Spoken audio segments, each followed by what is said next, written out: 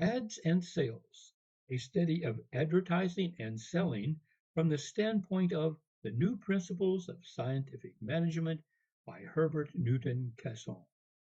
Chapter 9, An Analysis of Current Advertising, Part 2. The College Yell Advertisement. This is one of the most popular and will probably always remain so. It's a catchy slogan, easily remembered, and suggestive of the article. The popular mind seems to crave these slogans. There is no easier way to keep a fact in mind than by putting it into tabloid form and making it a jingle. Presidential elections have been won by good slogans and lost by bad ones. Romanism and rebellion probably kept Blaine out of the White House, just as the first full dinner pail won the contest for McKinley. A really well-chosen college yell is the very pith of an advertising campaign. It adds a touch of enthusiasm and good humor that is invaluable. Best of all, it is rememberable, which is what 9/10 of all the other types of advertisements are not. To be first class, it must be alliterative, rhythmical, or fantastic. It must be more than one simple statement. The following, for instance, are examples of the best slogans. Don't travel, telephone, used by Bell Telephone Company. The ham what am, used by Armour Company. Hammer the Hammer, used by Iver Johnson Company. A Kalamazoo direct to you, used by Kalamazoo Stove Company. The Road of 1,000 Wonders, used by Southern Pacific Railroad. The Watch That Made the Dollar Famous, used by Ingersoll Company. Some college yells are too long to be first class. For example, when you think of writing, think of Whiting, used by the Whiting Paper Company, is too clumsy. When writing, use Whiting would be better. Some do not suggest the article as eventually, why not now, used by Washburn Crosby Flour Company, or ask the man who owns one, used by Packard Motor Company. Some have a pretty idea poorly expressed, as there is beauty in every jar, used by F. F. Ingram Company in advertising milkweed cream. Some are incredibly commonplace, such as Who's Your Tailor, used by E. V. Price Company, and others are incredibly awkward, such as For School Life or Life School, used by L. E. Waterman Company, and The Watch That's Made for the Majority, used by Elgin National Watch Company. In advertisements meant for women only, a quaint thought, daintily expressed, has often proved effective, even though it is not structurally unique, such as Have you a little fairy in your home? Used by N. K. Fairbank Company, and Rub Out Tonight, the Wrinkles of Today, used by Pompeian Manufacturing Company. A slogan can scarcely be too simple or too jingling if it suggests the advertised article, and if it has been established by a long series of fact advertisements. The acreage advertisement. This is the full page or 2-page or sometimes 6-page advertisement, which does not need to be so large to tell its story, but which is made large to impress the public. It is the advertisement of size. It is the jumbo of advertisements. Merely for the insertion of a single one of these acreage ads, an advertisement will pay the sum equal to the whole yearly salary of a United States senator, and once in a while, twice as much. An acreage advertisement does not prove the goods are good, but only that the advertiser has plenty of money and is willing to spend it. It does attract attention and give prestige, somewhat as a World's Fair gives prestige to the city that holds it. But an advertisement that is big, without any special reason for its bigness, is displeasing to many people. A magazine page should not be turned into a billboard. One acreage advertisement, for instance, which recently occupied 2 pages of the Saturday Evening Post, contained 13 words and the faces of 2 men. $600 a word. Such an advertisement was absurd and harmful. It was a degradation of advertising, and the time will come when no reputable advertising agent will allow his name to be connected with such a vulgar space killer. The truth is that very few advertisements, not 1 in 10,000, are worth 2 pages in any national magazine. It is the very essence of advertising efficiency to condense the advertisement, to cut it into two, and yet to build it so cleverly that it produces the same results. Less space and better copy. That is the motif of the future. The art gallery advertisement. This style also uses an unusual amount of space, but not offensively. The main thing in it is not the copy, but the illustration. It is frankly nothing more than a pleasing picture with as few words as possible to remind the reader of the advertiser.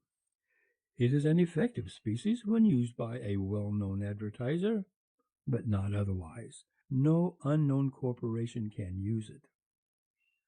Of the 8,000 advertisements that I classified, the best art gallery advertisement was one that was devised by the Prudential Insurance Company at the time that the American battle fleet made its trip around the world. It was a painting of the fleet passing the Rock of Gibraltar, the usual symbol of the Prudential. Underneath were the words, "The fleet protects the nation. Prudential Life Insurance protects the home." It was timely, impressive, patriotic, and rememberable. Several of the clothing manufacturers, notably Hart, Schaffner, and Marx, are making use of the art gallery advertisement as a relief from the perpetual fashion plate species. There is the usual well-dressed young man with the plaster cast face, but he is drawn into an interesting picture, such as a scene on the levee at New Orleans. The Victor Talking Machine Company uses the art gallery type to show groups of grand opera artists. The railroads use it to show the scenery that can be reached by their lines. The Piers Soap Company uses it frequently, showing a group of statuary or remarkably beautiful child's face. The Cream of Wheat Company is using it in a unique series of paintings that throw a real human interest around its products, the story being told by the picture and not in words. Colgate and Company used it in one noticeable instance when they displayed stupendous cans of talcum powder towering above the snow-clad Alps. The trademark advertisement. This is very different from the art gallery species, which is designed mainly to attract and please the public. The trademark ad is written wholly from the point of view of the advertiser, not the reader. It takes interest of the public for granted. It also takes the quality of its goods for granted. It assumes that the public knows about the goods and is anxious to buy them, but that some insidious competitors are trying to palm off goods of inferior quality. To prevent this deception, therefore, the advertiser gives the public a certain symbol, by means of which the real goods can always be identified. Thus, the trademark advertisement is of very little value when 1. The goods are no better than the competitor's goods, and when 2. The public is not especially interested. As a rule, this type of advertisement should not be used to establish an article in popular favor, but to be of much service when once the popularity of the goods is established. The symbol that is adopted must be simple and rememberable. It must be distinctive and not like half a dozen other symbols, and it ought in some way to suggest the goods or the name of the corporation. H.O. and Nabisco are instances of the best class of symbols or trade names. They are unique and suggest the name of the company. Hide grade and orangey corset suggest the name, but are not unique or memorable. Unida, on the contrary, does not suggest the goods or the company, but it is unique and has been amazingly successful. Others of the same type as Unida are Zozodont, Cerex, Suzu, and Sapolio. Royal, as applied to the baking powder, is said to be worth more than $8 million, but the word itself was accidentally chosen. So with the symbol regal. It could have been popularized with less cost if it had been a more suitable word. Prophylactic seems at first to be as bad as possible, but it is catchy with dentists who have a fondness for technical words. Oxidant, as applied to a flower, and myopia, as applied to a collar, are inexcusable. Blue label, as applied to preserved goods, is not distinctive. Any competitor who advertised a red label would confuse the public. So with the Stetson shoes Red Diamond. Any other shoe manufacturer may cut down its value by adopting a red star or a red cross. Already a big A is used as a trademark by the American Cigar Company, the Alvin Manufacturing Company, and the American Writing Paper Company. Worse still, the Keystone Watch Case Company advertises 3 different trademarks of its own, and the Scott and Williams Company advertises 4, as though the public had nothing else to do except to remember trademarks. The gush advertisement. The cause of this style of advertisement is a too easy flow of poetical language. It is found frequently in the southern states and is effective there. It would probably be effective in South America or Mexico, but in all northern countries, where there is less exuberance of language, it can have little or no influence upon the public.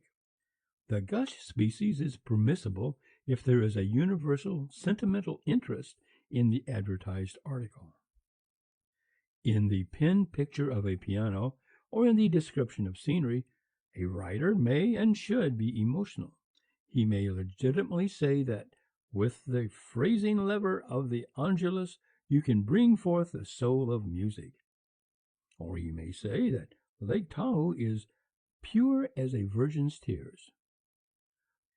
There should be more sentiment, much more in advertising. There may even be pathos, when pathos is justified. But in the following instances, the use of the gush type of advertisement was silly and futile, as the goods are not of such nature as to warrant such language. A veritable restorer of recreative and soothing potency, used to describe malt nutrine. The mighty Oliver typewriter with power for every need. The finest food on earth, used to describe Snyder pork and beans. Man's greatest pleasure, his truest gratification, everywhere in the civilized world, is in the use of Pear's soap. Sweet as the lily that blooms in July, light as the golden sunbeam, delicious as the fairy food of fancy, are Nabisco sugar wafers. Its advertising columns are the showplace of the universe, used to describe the Cincinnati Enquirer. The dictionary advertisement. This is somewhat akin to the gush species, but instead of being emotional and rhapsodical, it is learned and dignified. It revels in big words, abstract words, jaw-breaking words. It is designed apparently for college professors only. Usually it is the work of some very young and very verdant writer who is trying to give his first advertisements an air of wisdom and experience. In conveying a great thought to a limited number of very learned people, this form of advertising is permissible.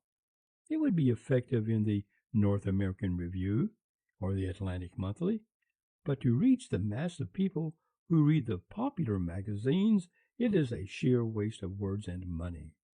So far as 99 readers out of every 100 are concerned, it might as well be printed in Sanskrit.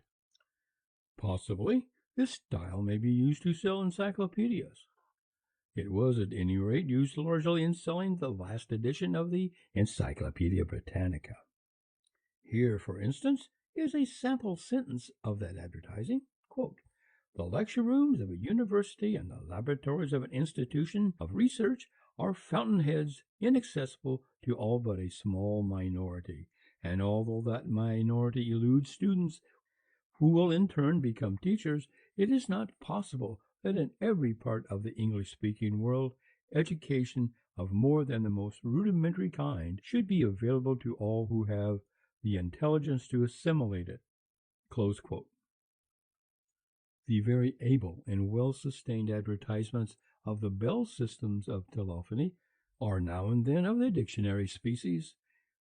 This headline, for example, is distinctly of this sort. "The Sixth Sense, the Power of Personal Projection." In the body of this ad, the statement is made that the Bell telephone extends your personality to its fullest limitations, applies the multiplication table to your business possibilities. This kind of language is Choctaw to most people, and there is good reason to believe that it seldom or never sells goods. Still, a national telephone system is a vast thing and may require vast language, but there is no reason why the Jackson Automobile Company should say that it has been gradually preempting the special prerogatives of the costliest cars, or why the Mayhew Furniture Company should say that artistic fidelity and material integrity are not abstractions in the building of Mayhew furniture. Least of all should the dictionary style be used in appealing to women. A woman's mind is not influenced by abstract reasoning. One striking is more effective with her than a natural law. One wee little fact that she already knows will sway her more powerfully than the latest scientific hypothesis. She will pay little attention, therefore, when the armor company advertises that the art of basting is based on certain definite fundamental principles of chemical action. Neither will she be likely to take quick action when the white enamel refrigerator company tells her that infant mortality would be greatly reduced if all homes were equipped with bone refrigerators. She would be much more likely to act if she were told, "Get a bone refrigerator if you don't want your own baby to die." The April Fool advertisement. The distinguishing mark of this species is a headline or illustration that has no connection with the subject. Its aim is to trick people into taking notice of it. Apparently there is nothing in the goods to interest the public, so the advertiser throws in a picture of the Eiffel Tower or an ostrich, anything that happens to be handy, to brighten up his advertisement. The result is an advertisement that may be very catchy and attractive, but that is almost always quite worthless as a seller of goods. It does not create a strong impression. It does not convince. It divides the reader's mind, and the part that is interesting is not the part that is of any value. Worse still, it gives a shock to the mind. It shows you a fine picture of the Eiffel Tower, and then when your attention is secured, it says, "April Fool, I only want to tell you about the Smith brand of shoelaces." An aeroplane, for example, is used to draw buyers to Peter's chocolate. A marching regiment leads the way to Colgate's ribbon dental cream. Two cats playing checkers remind you of the Ostermoor mattress. The Venus de Milo stands as a signpost of Kellogg's toasted cornflakes. The Statue of Liberty holds her torch so that you may see the Seaboard Airline. And a sketch of Noah Webster is supposed to lure you into the purchase of a faultless nightshirt. One extraordinary ad of the April Fool type holds up, 1, a picture of a house that is falling down. The headline asks the question, 2, is your foundation faulty? Next comes the statement that 98% of life's failures can be traced to faulty foundations. Wandering still farther in this confused maze, you find this good advice: 4. Mothers, build well the foundations of your children. And finally, you are given a quick jerk from the theoretical to the practical and told to give the children 5. Plenty of ego-see. 2 advertisements appeared lately in the headlines: The Man and the Dollar. These, instead of being announcements of a new savings bank for men only, as you would naturally suppose, were intended to sell the stock of the Consolidated Motor Company, and a highly moral advertisement which carried the headline, "A life to be satisfactory should be started right," turned out to be an appeal to buy Borden's condensed milk. Sometimes there is a real connection between the title and the contents of the advertisement, although the first two are at first sight quite different. Such are once in a while fairly effective.